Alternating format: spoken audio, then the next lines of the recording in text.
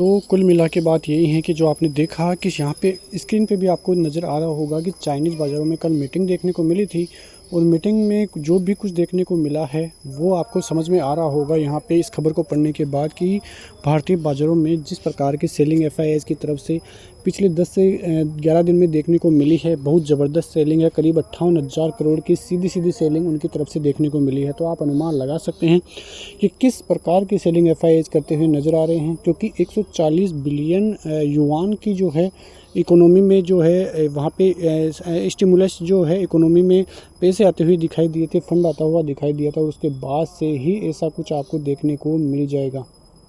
तो यहाँ पे कुल मिला के बात यही है कि कल भी ऐसे ही, यानी कि जो शनिवार है बाज़ार बंद होने के बाद ही एक खबर आई है और ऐसे ही मीटिंग फिर से एक होते हुए दिखाई दी है। प्रेस कॉन्फ्रेंस हुई जहाँ पे वहाँ के फाइनेंस मिनिस्टर ने ये बातें कही कि फिर से चाइनीज़ बाज़ारों में जो सिमुलस इकोनॉमी के लिए सिमुलस प्लान है वो आने वाला है और वहाँ पे जो पैकेज है करीब 280 बिलियन युआन का रहने वाला है, यानी कि 2 ट्रिलियन युआन का जो है इकोनॉमी में फिर से आते हुए दिखाई देगी और इससे इकोनॉमी को, चाइनीज़ इकोनॉमी को बूस्ट करने की पूरी कोशिशें की जाएगी। और यदि ये प्लान आ जाता है तो फिर भारतीय बाज़ारों के लिए थोड़ी खतरे की घंटी इसलिए हो जाएगी क्योंकि पहले से ही एफआईआईज़ की इतनी बाइंग देखने को मिल रही है। यदि वहाँ पे फिर से ग्रोथ प्लान सही रहा तो अच्छी खासी तेज़ी फिर से देखने को मिल सकती है। तो यही चीज़ें भारतीय बाज़ारों को थोड़ा नुकसान पहुंचा सकती है। तो इसीलिए जो है कल का बाज़ार थोड़ा जो है चिंताजनक इसलिए रह सकता है। कल थोड़ा गैप डाउन भी आपको देखने को मिल सकता है।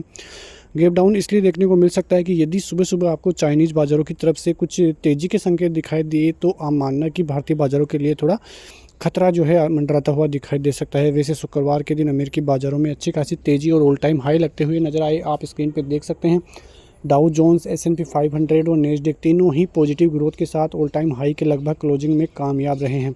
तो ये सभी चीज़ें भारतीय बाज़ारों के लिए थोड़ी पॉजिटिविटी लाती है, लेकिन ये जो चाइना वाली न्यूज़ है भारतीय बाज़ारों के लिए थोड़ी घातक साबित हो सकती है। वैसे एक तरह से देखें तो अब जो रिजल्ट सीजन है वो भी चालू हो चुका है।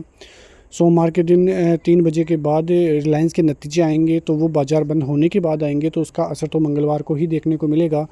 लेकिन जो चीज़ है चाइनीज़ बाज़ारों की वो ही न्यूज़ जो है काम करती हुई सोमवार के बाज़ारों के लिए नज़र आने वाली है, तो उस पर आपकी नज़र रखने वाली बात होगी। उसके अलावा जो दूसरी खबर की बात करें तो वो थी अमेरिकी बाज़ारों की तरफ से। अमेरिकी बाज़ारों में इन्फ्लेशन के आंकड़े आए थे, उसके बाद जो क्लेम के आंकड़े आए थे, दोनों ही आंकड़े थोड़े बहुत नेगेटिव थे, लेकिन फिर भी उनको अमेरिकी बाज़ारों ने पचा लिया। अच्छी खासी तेज़ी उसके बाद अमेरिकी बाज़ारों में देखने को मिल रही है। तो सभी चीज़ें अमेरिकी बाज़ारों की तरफ से पॉजिटिव ही देखने को मिली है। तो कुल मिला के देखें तो भारतीय बाज़ारों के लिए जो ग्लोबली संकेत है वो थोड़े नेगेटिव देखने को मिल रहे हैं। उधर ईरान और इजराइल की तरफ से भी जो भी संकेत आए हैं वो अभी तक तो नेगेटिव है, लेकिन अब तक जो वीकेंड था वहाँ पे ज़्यादा कुछ ऐसा देखने को नहीं मिला है जिसकी वजह से कोई बड़ी गिरावट देखने को मिली। तो सभी चीज़ें भारतीय बाज़ारों के लिए पॉजिटिव ही देखने को मिली हैं। अब आने वाले दिनों में ये देखना होगा कि किस प्रकार से भारतीय बाज़ार जो है अब ग्लोबली जो है मार्केट की वजह से रिएक्ट करते हुए नज़र आते हैं,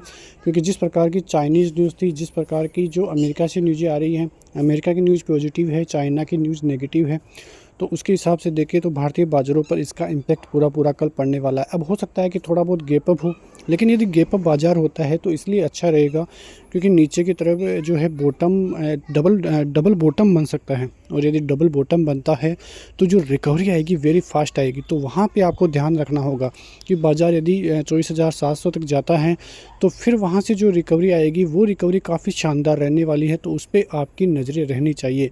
डबल बॉटम बनता है तो काफ़ी अच्छी संकेत भारतीय बाज़ारों के लिए फिर से रिवर्सल के देते हुए भारतीय बाज़ार दे तो काफ़ी अच्छा रहेगा। वरना यदि फिर नीचे के संकेत भारतीय बाज़ार देता है, नीचे के संकेत से मतलब 24,700 का लेवल भी भारतीय बाज़ार तोड़ते हैं तो फिर दिक्कतें भारतीय बाज़ारों के लिए रहेगी। 24,400 आएगा, 24,000 भी आएगा।